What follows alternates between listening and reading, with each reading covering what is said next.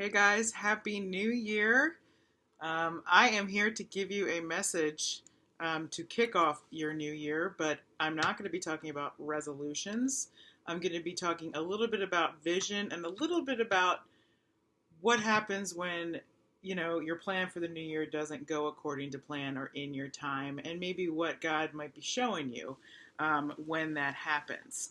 So I want to start off with a verse because I think in these times is when we go through deep waters.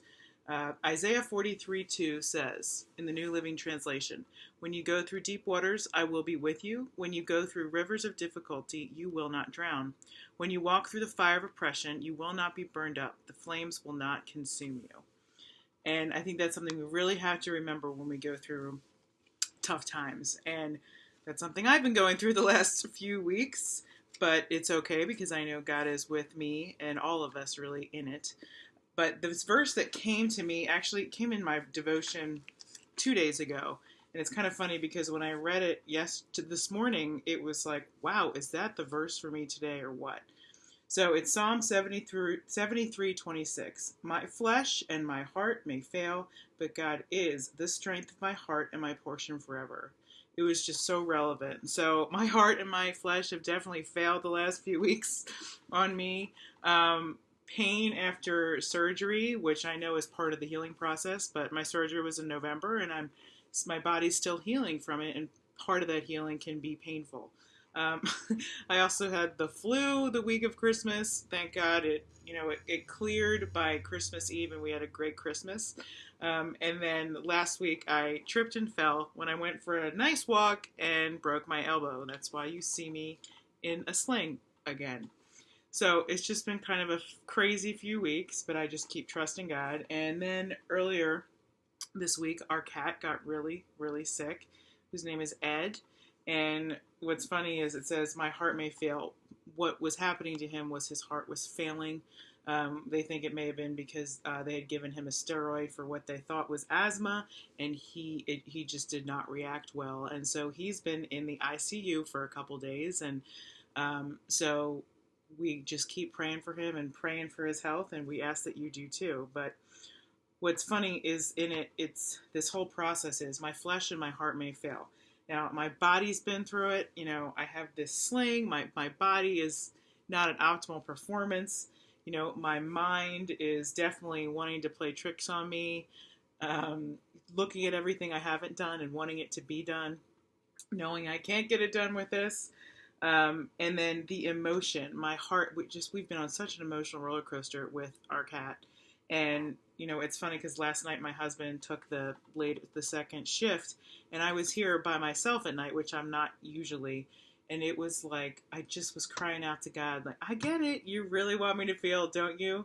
Because I was emotional about the cat, feeling this physical pain and staring at piles of laundry that I could not fold. So there was nothing I could do with my hands to stop the feeling.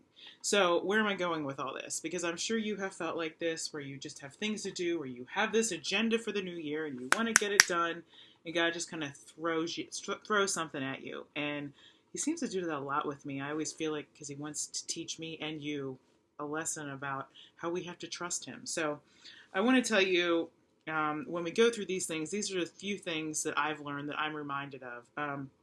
One, we really have to seek God first because He is our strength. And, when we're going through these deep waters, that's why faith is so important, because we have to really trust. We have to seek Him first because He is the one guiding us through. He's our compass.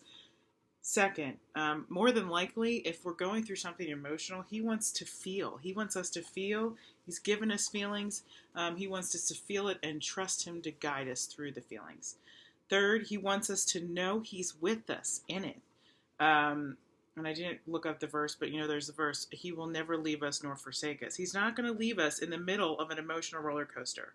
Fourth, He knows we will fear, but we don't have to because we can trust Him. Isaiah 41, verse 10, "So do not fear, for I am with you. Do not be dismayed, for I am your God. I will strengthen you and help you. I will uphold you with my righteous right hand." Funny, right hand, total dependence on Him for me right now. And then fifth, whatever happens, he's working it all out for our good. If we believe, he's working it out for our good. And I've learned that countless times that I don't know what you're doing, God, as my husband says, but you're teaching me something and just show me. Um, and if you're like me, I really believe if you have a plan for your life and you have a vision, I really believe that God has called me to guide people and just be a vessel. And he's given me a vision, especially for the year 2017. I really want to write my next book, and it's in me and it's in my heart. But, it didn't start on day one, but it's not going to go anywhere. I have the vision on tablets, like it says in the Bible to do. I'm not going to lose the vision. I just have to trust God in the process when he takes me on a detour. Because when he takes us on a detour, he really wants to, I truly believe it's like, I need you to heal. I want you to work through this.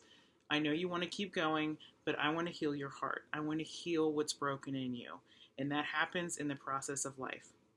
So I think we have to remember that, when you're in the detours, you're not going to lose the vision. You're going to refine the vision in your detours, because everything I've been through has totally refined the vision God has and the plan he has for my life. And really, it's his. It's not mine. I just listen. So if things happen and you have a tough time handling it, God just may be giving you a different plan. So the question is, are you going to trust him? Are you going to question your own motives of your plan if you can handle the detour or not? Because it might just be God showing you there is another plan and it's good, which can be frustrating because I know it's that time of year when everybody is in performance zone. Everybody wants to get their, get their bodies in shape, get everything done. And it's just, I think it's such a gift for God to say, hold up, who's running the show? I am. And I love that he reminded me of this in the pain that I have felt for the last few weeks and with our cat.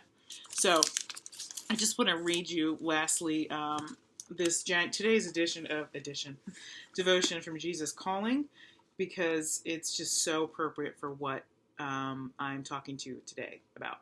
So it says, I want you to learn a new habit. Try saying, I trust you, Jesus, in response to whatever happens to you. If there is time, think about who I am in all my power and glory. Ponder also the depth and breadth of my love for you. This simple practice will help you see me in every situation, acknowledging my sovereign control over the universe. When you view events from this perspective, through the light of my universal presence, fear loses its grip on you. Adverse circumstances become growth opportunities when you affirm your trust in me no matter what.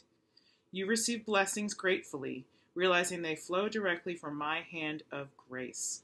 Your continual assertion of trusting me will strengthen our relationship and keep you close to me.